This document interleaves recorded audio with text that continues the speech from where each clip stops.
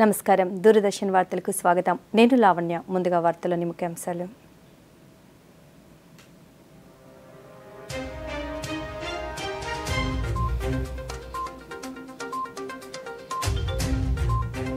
మలయాళ నటులు మోహన్ లాల్కు దాదా సాహెబ్ ఫాల్కే అవార్డు సామాజిక మాధ్యమం ద్వారా అభినందనలు తెలిపిన ప్రధాని మోదీ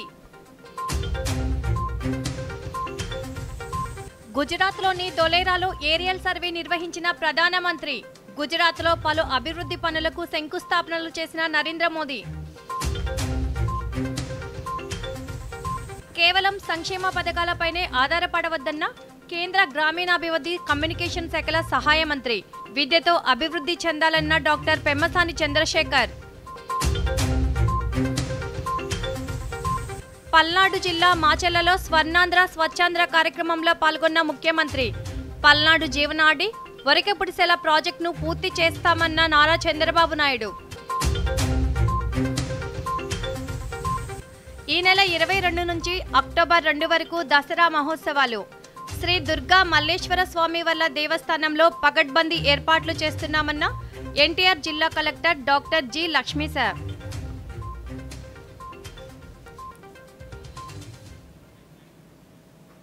వార్తలని వివరాలు మలయాళ నటులు మోహన్ లాల్ను సినిమా రంగంలో అందించే అత్యుత్తమ అవార్డు దాదా సాహెబ్ ఫాల్కే వరించింది. ఈ మేరకు ఫిల్మ్ ఫెస్టివల్ డైరెక్టరేట్ ఈ అంశాన్ని ప్రకటించింది. భారతీయ చలనచిత్ర రంగంలో విశేష కృషి చేసిన వారికి ఈ పురస్కారాన్ని అందిస్తారు. ఈ ఏడాది జరిగే జాతీయ చలనచిత్ర అవార్డుల ప్రదానోత్సవంలో ఆయన ఈ పురస్కారాన్ని రాష్ట్రపతి ద్రౌపది ముర్ము చేతుల మీదుగా అందుకోనున్నారు. కాగా మోహన్ లాల్ మలయాళంతో పాటు తెలుగు, తమిళ్తో పాటు పలు భాషలలో విభిన్న పాత్రల్లో నటించారు. ఈ సందర్భంగా ప్రధానమంత్రి నరేంద్ర మోదీ మోహన్ లాల్కు సామాజిక మాధ్యమం ద్వారా అభినందనలు తెలిపారు.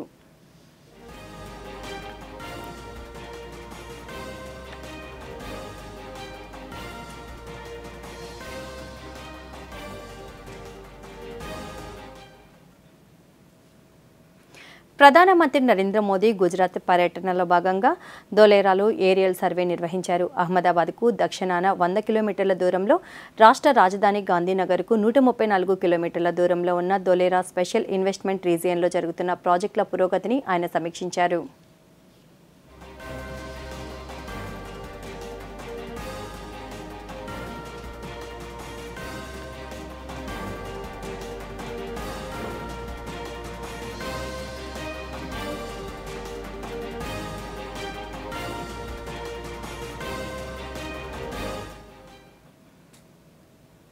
రెండు 2047 నాటికి సముద్ర వ్యాపార రంగంలో ప్రపంచంలోని 3 అగ్రదేశాలలో భారత్ ఒకటిగా నిలవనుందని ప్రధాని నరేంద్ర మోదీ విశ్వాసం వ్యక్తం చేశారు.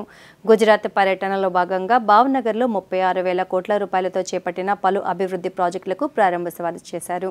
శంకుస్థాపనలకు శ్రీకారం చుట్టారు.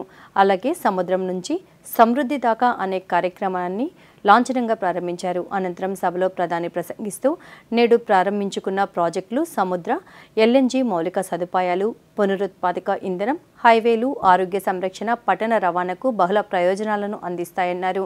ఆంగ్లేయుల కాలంలో రూపొందిన చట్టాలకు విముక్తి కల్పిస్తూ షిప్పింగ్ రంగంలో పలు సంస్కరణలకు శ్రీకారం చుట్టామన్నారు. సామర్థ్యం, నైపుణ్యాలు భారత్ సొంతమని, ఉక్కు, మిషనరీ, ఎలక్ట్రానిక్స్, ఐటీ రంగాలలో ఉపాధికి షిప్పింగ్ ఇండస్ట్రీ ఎంతగానో దోహదపడుతుందన్నారు.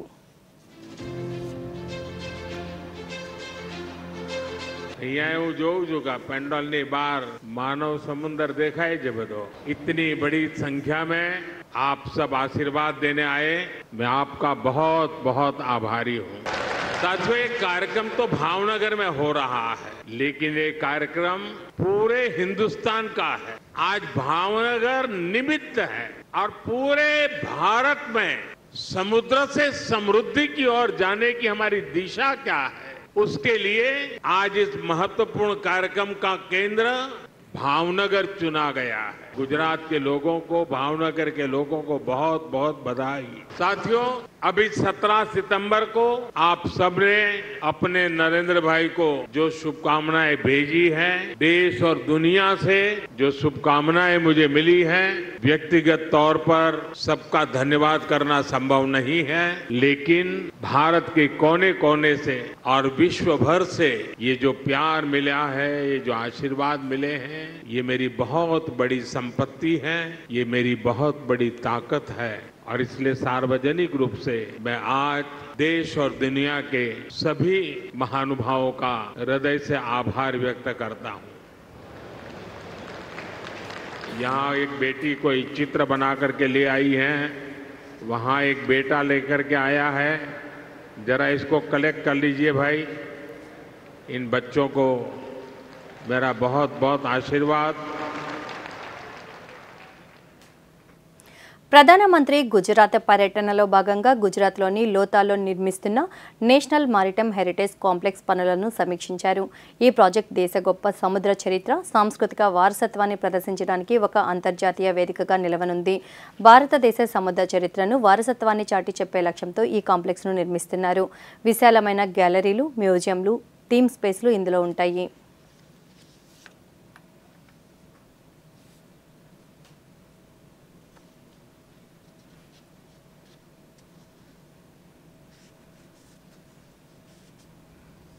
तो आपको बता दें, प्रधानमंत्री नरेंद्र मोदी ने लोथल में लगभग 4,500 करोड़ रुपए की लागत से विकसित किए जा रहे राष्ट्रीय समुद्री विरासत परिसर का दौरा किया। भारत की समुद्री शक्ति को बढ़ावा कैसे दिया जा रहा है, उस पर कैसे काम किया जा रहा है, उसकी साकार तस्वीर क्या है, इसका नज़ारा प्रधानमंत्री नरेंद्र मोदी ने गुजरात के लोथल में लिया, जहां पर 4,500 करोड़ रुपए की लागत से विकसित किए जा रहे राष्ट्रीय समुद्री विरासत परिसर का उन्होंने दौरा किया, उसकी प्रगति की समीक्षा की। आपको बता दें कि ये परिसर Mumbai Ahmedabad bullet train project ఒక ముఖ్యమైన మైలురాయిని చేరుకుంది. ముంబై తానే మధ్య నిర్మిస్తున్న సొరంగం నిర్మాణంలోని కీలకమైన 4.8 కిలోమీటర్ల విభాగం పూర్తయింది. ఈ సొరంగాన్ని ఆస్టియన్ టెన్నెల్ మెథడ్ ఉపయోగించి నిర్మించారు. ఈ సందర్భంగా రైల్వే మంత్రి అశ్విని వైష్ణవ్ ఝాన్సీలో జరిగిన కార్యక్రమంలో మాట్లాడుతూ, ఈ బుల్లెట్ ట్రైన్ ప్రాజెక్ట్ పూర్తయితే ముంబై నుండి అహ్మదాబాద్కు ప్రయాణ సమయం గణనీయంగా తగ్గుతుందని తెలిపారు. ఈ ప్రతిష్టాత్మక ప్రాజెక్టులోని మొదటి విభాగం 2027 నాటికి అందుబాటులోకి వస్తుందని తెలిపారు. मुंबई अहमदाबाद बुलेट ट्रेन में माननीय प्रधानमंत्री जी का जो संकल्प है, उससे मुंबई से अहमदाबाद की यात्रा हम सब के लिए कंफर्टेबल 2 घंटे 7 मिनट की यात्रा हो जाएगी। 2 घंटे 7 मिनट में मुंबई में आराम से बैठो, अहमदाबाद में उतरो, अहमदाबाद से बैठो, मुंबई में उतरो। और रास्ते में बड़े बड़े शहर हैं, तो इन सारे के सारे शहरों की इकोनॉमी एक हो जाएगी और उसका एक बड़ा मल्टीप्लायर। 2 రోజుల పర్యటన నిమిత్తం ప్రసార భారతి బోర్డు చైర్మన్ నవనీత్ కుమార్ సెహగల్ తిరుపతి విమానాశ్రయం చేరుకున్నారు. విమానాశ్రయంలో all India radio deputy director general M Someswararao, Doordarshan deputy director general E Ravikumar, Tirupati all India radio assistant director M Sudhakar మోహన్లు పుష్పగుచ్చాలతో స్వాగతం పలికారు. అనంతరం రోడ్డు మార్గం గుండా నవనీత్ కుమార్ తిరుమలకు బయలుదేరి వెళ్లారు. కాగా రేపు ఉదయం ఆయన తిరుమల శ్రీ వెంకటేశ్వర స్వామివారిని కుటుంబ సమేతంగా దర్శించుకోనున్నారు. అనంతరం తిరుపతిలోని ఆల్ ఇండియా రేడియో స్టేషన్తో పాటు దూరదర్శన్ కేంద్రాన్ని పరిశీలించనున్నారు.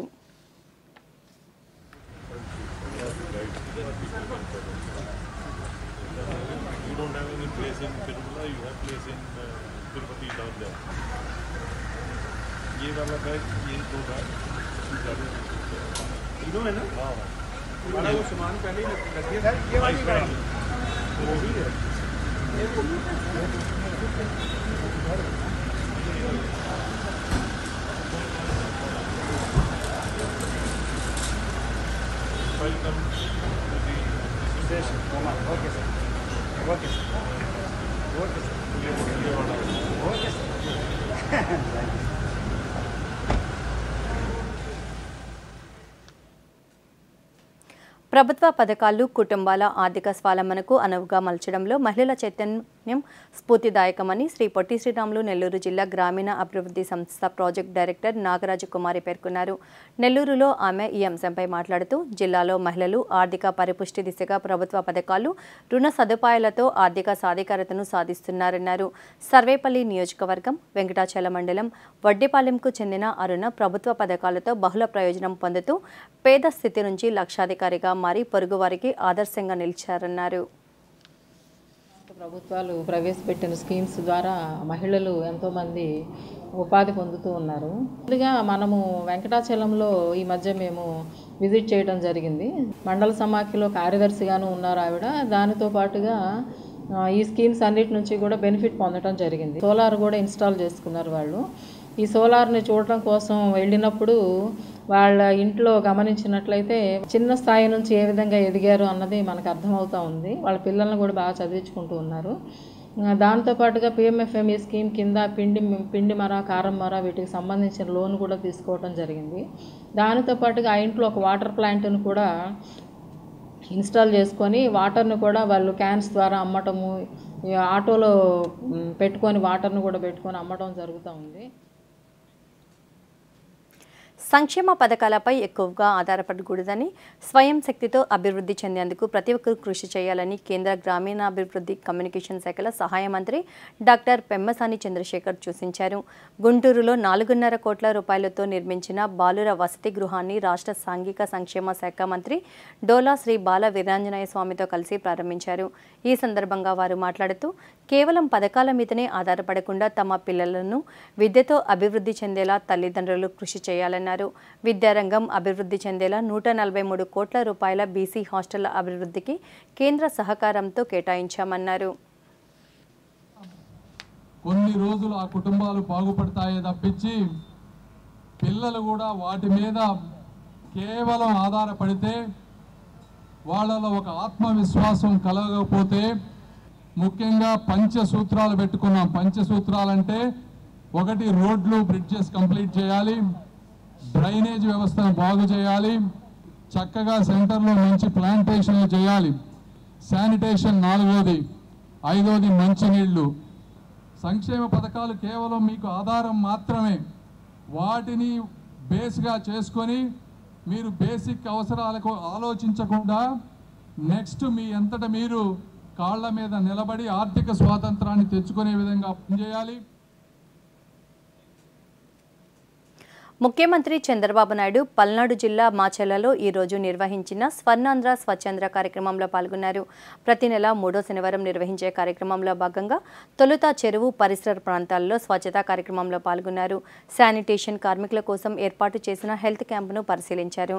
ఈ సందర్భంగా ఏర్పాటు చేసిన ప్రజావేదిక సభలో ముఖ్యమంత్రి మాట్లాడుతూ పల్నాడు జిల్లాలో తలసరి ఆదాయం తక్కువ ఉందని, అన్ని ప్రాంతాలతో సమానంగా మాచెర్ల, గురిజాలను అభివృద్ధి చేస్తామన్నారు. జల్ జీవన్ మిషన్ ద్వారా 3 ఏళ్లలో ఇంటింటికి తాగునీరు అందిస్తామని, పల్నాడు జీవనాడి వరికపూడి సెల ప్రాజెక్టును పూర్తి చేసే బాధ్యతను తీసుకుంటామన్నారు.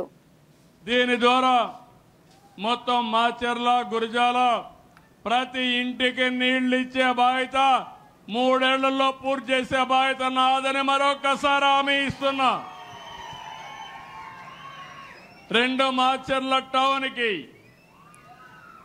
నీళ్ళిచ్చే బాధ్యత, ఏదైతే అమృతలో పూర్తిగా నీళ్ళిచ్చి మాచెర్లని ఎక్కడ కూడా నీళ్ల సమస్య లేకుండా చేసే బాధ్యత ఈ ప్రభుత్వం తీసుకుంటామని చెప్పి నేను మీకు తెలియజేస్తున్నా.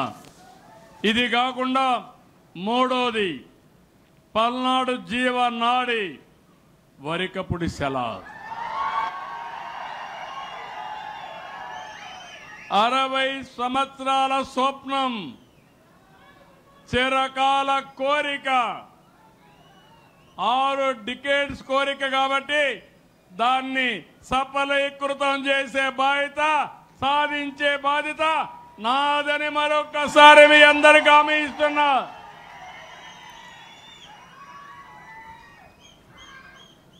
దీంట్లో కూడా మీరు చూస్తే 1,25,000 ఎకరాలకు నీరు అందుతుంది. 1,00,000 మందికి త్రాగునీరిచ్చే అవకాశం ఉంటుంది. మొదటి దశ 1.54 టీఎంసీలు, రెండవ దశ 6.32 టీఎంసీలు నీళ్లు కావాలి. ఈ 2 కూడా చేసే బాధ్యత ఈ ప్రభుత్వం తీసుకుంటాం. వార్తల్లో చిన్న విరామం.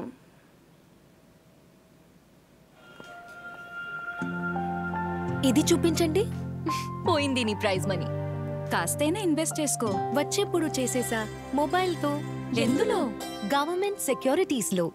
RBI retail direct mobile app ఉందిగా. రీటైల్ డైరెక్ట్ స్కీమ్ ద్వారా ఇన్వెస్ట్మెంట్ అంటే మెచ్యూరిటీకి guaranteed returns. No brokerage, no hidden fees. మెచ్చుకున్నాం. నిన్ను కాదు, యాప్ ని. ఆర్బీఐ అంటోంది తెలివిగా ఆలోచించండి, అప్రమత్తంగా ఉండండి. जन जन का रखे ध्यान, टीबी मुक्त भारत अभियान। जब सुरक्षित हैं वे लोग जिन्हें अधिक है टीबी होने की संभावना, तभी साकार होगी टीबी मुक्त भारत की कामना। पहले से मौजूद स्वास्थ्य परिस्थितियाँ टीबी होने की संभावना को बढ़ा सकती हैं। इस वर्ग में आप या आपका परिवार भी हो सकता है। इस समूह में आते हैं वे लोग जिन्हें पिछले 5 वर्ष में टीबी हुआ हो, 60 वर्ष या उससे अधिक आयु, धूम्रपान या शराब का सेवन करने वाले, कुपोषित, टीबी निकट संपर्क हुआ हो, मधुमेह रोगी, HIV से पीड़ित लोग। तो टीबी के लक्षण होने पर तुरंत अपनी जांच कराएं। अगर टीबी ना हो तो जरूरत पड़ने पर टीबी प्रिवेंटिव थेरेपी से सुरक्षित हो जाएं। अन्यथा निशुल्क दवा और उपचार का लाभ उठाएं। आइए हम सब मिलकर देश को टीबी मुक्त बनाएं। Treat every TB patient best at the very first opportunity. स्वास्थ्य एवं परिवार कल्याण मंत्रालय द्वारा जनहित में जारी।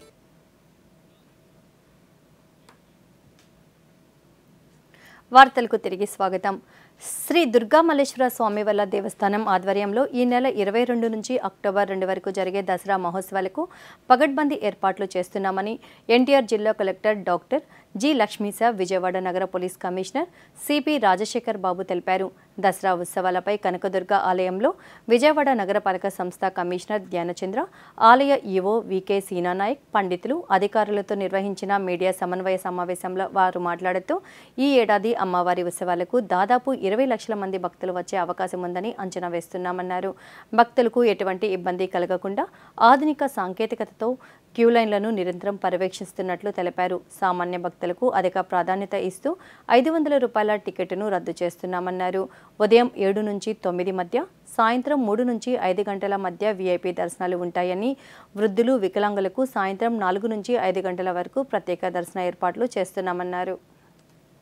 తర్వాత మన సిపి గారు కూడా జిల్లాలో అలాగే Dasara related, law and order related, అలాగే రెగ్యులేషన్స్ వరకు ఏమేమి చేస్తున్నామో మీ సైడ్ నుంచి ఏమేమి సహకారం కావాలని తెలియజేస్తారు.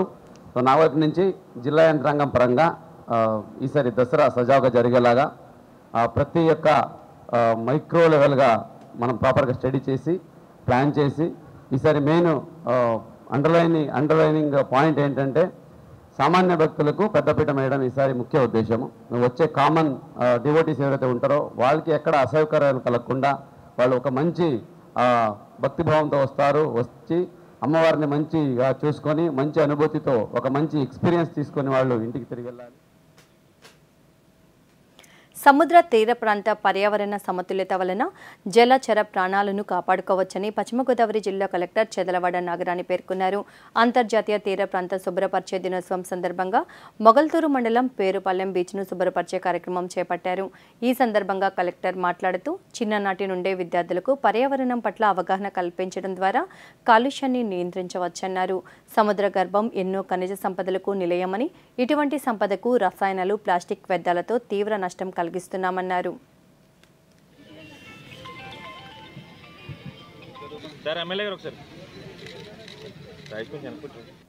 ఇంటర్నేషనల్ బీచ్ క్లీనప్ డే సందర్భంగా పేరుపాలెం బీచ్లో పర్యావరణ బీచెస్ మనం క్లీనింగ్ చేసుకుంటున్నాము.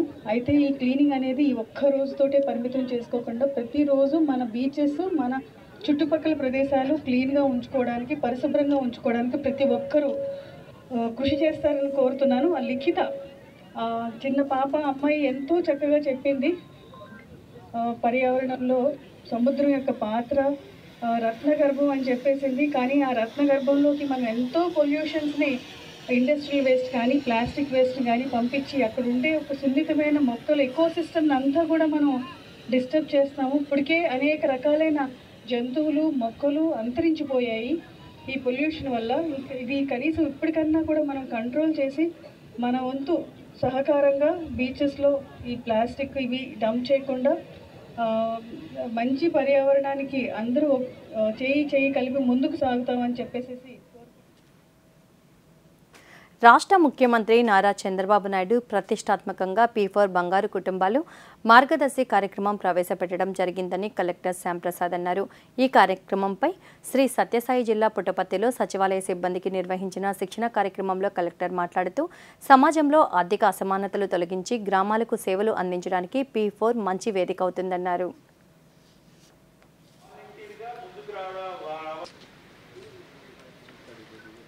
చాలా గొప్ప ఉద్దేశంతో ఆ కార్యక్రమానికి శ్రీకారం చుట్టారు. మీ అందరికీ తెలుసు.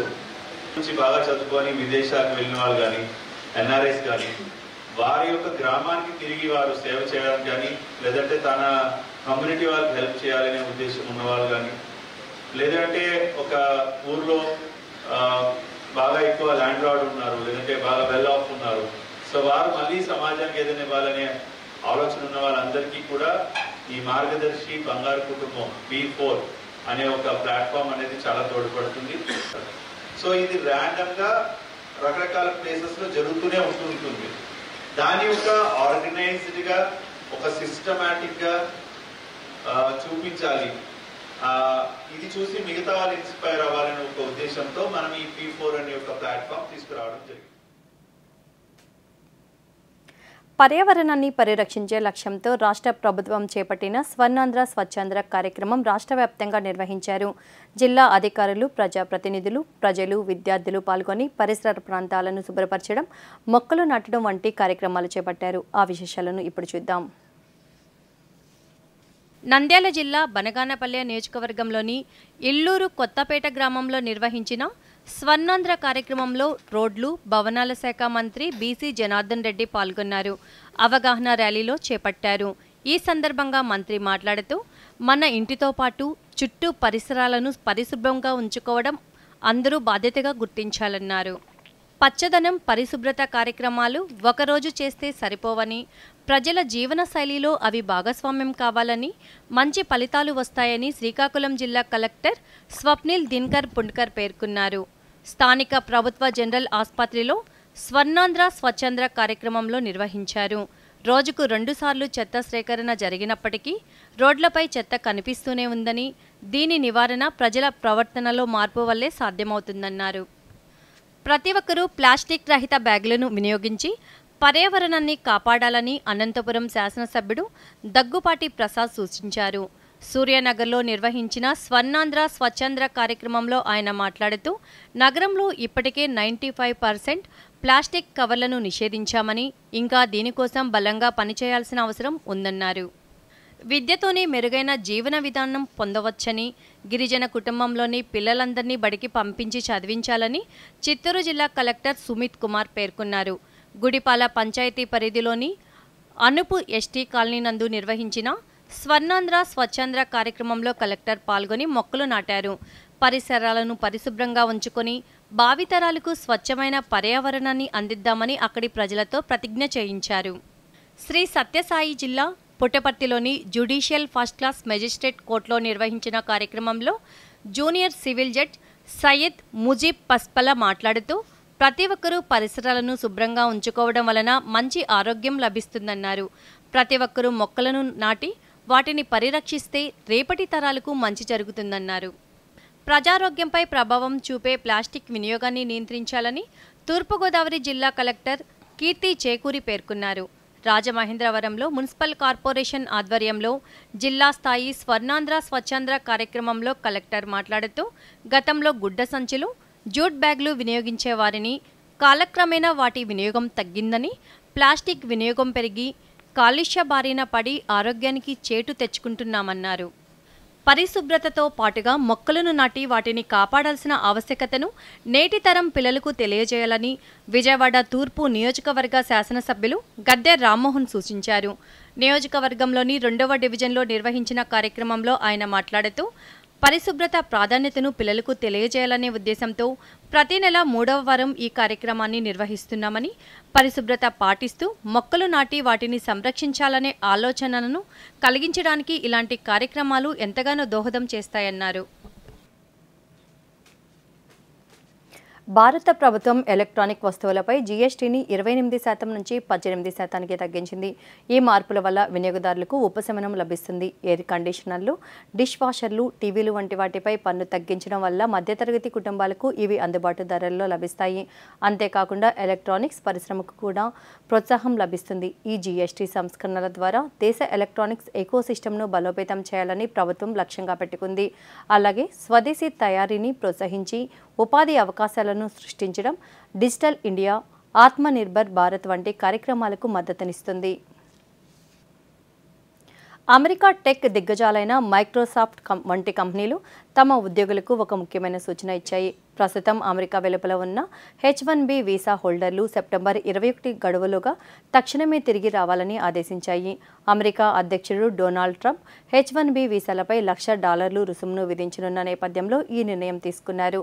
H-1B వీసాలపై విధించిన ఈ కొత్త నియమం సెప్టెంబర్ 21 నుండి అమల్లోకి వచ్చి 12 నెలల పాటు అమల్లో ఉంటుందని అమెరికా అధ్యక్షుడు తెలిపారు.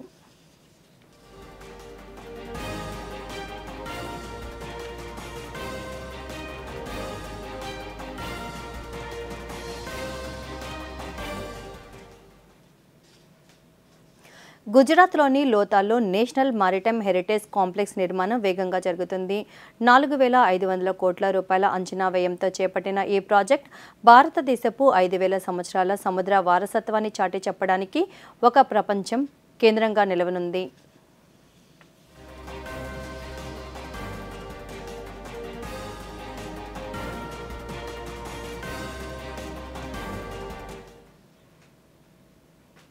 వైమానిక దళాల నైపుణ్యాలను పెంపొందించడానికి భారత నావికా దళం స్టార్ అనే అత్యాధునిక క్షిపణిని రూపొందించారు.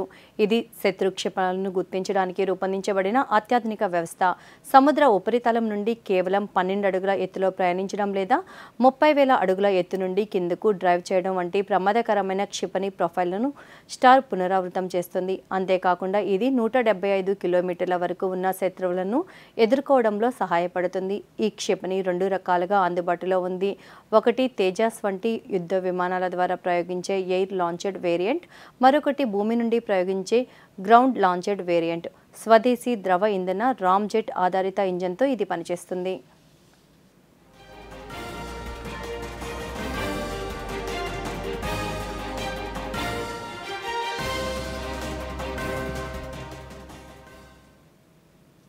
ఈరోజు ఉత్తర దక్షిణ కోస్తాంధ్రాల్లో ఉరుములు మెరుపులు గంటకు 30 నుండి 40 కిలోమీటర్ల వేగంతో బలమైన గాలులు వీచే అవకాశం ఉందని రాష్ట్ర వాతావరణ శాఖ తెలిపింది. రాయలసీమలో భారీ వర్షాలు 1 లేదా 2 చోట్ల కురిసే అవకాశం ఉందని పేర్కొంది. కాగా ఈశాన్య బంగాళాఖాతంలో ఈ నెల 26న అల్పపీడనం ఏర్పడే అవకాశం ఉందని రాష్ట్ర విపత్తు నిర్వహణ సంస్థ తెలిపింది. ఇది 27 నాటికి వాయువ్య బంగాళాఖాతంలో వాయుగుండంగా బలపడే అవకాశం ఉందని తెలిపింది. అదే రోజు ఒడిశా తీరాన్ని దాటే అవకాశం ఉందని పేర్కొంది. రైతులు వ్యవసాయ పనులలో తగిన జాగ్రత్తలు తీసుకోవాలని సూచించింది.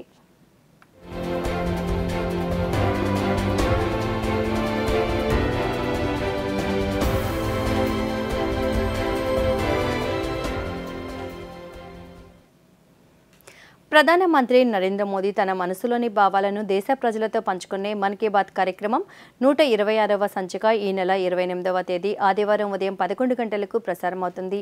ప్రజలు తమ అభిప్రాయాలను నమో యాప్ ద్వారా కానీ స్వర సందేశాలనైతే 1800117800 నెంబర్కు ఈ నెల 26వ తేదీలోగా పంపవచ్చు. అలాగే www.mygov.in వెబ్సైట్ ద్వారా కానీ 1922 నెంబర్కు మిస్డ్ కాల్ ఇవ్వడం ద్వారా తిరిగి మన మొబైల్కు వచ్చే సంక్షిప్త సందేశంలోని లింక్ ద్వారా కూడా అభిప్రాయాలను తెలియజేయవచ్చు. ఆకాశవాణి సమన్వయంతో దూరదర్శన్ ఛానళ్లు మన్ కీ బాత్ కార్యక్రమాన్ని ప్రసారం చేస్తాయి. ఈ కార్యక్రమం తెలుగు అనువాదం వెనువెంటనే దూరదర్శన్ సప్తగిరిలో ప్రసారమవుతుంది.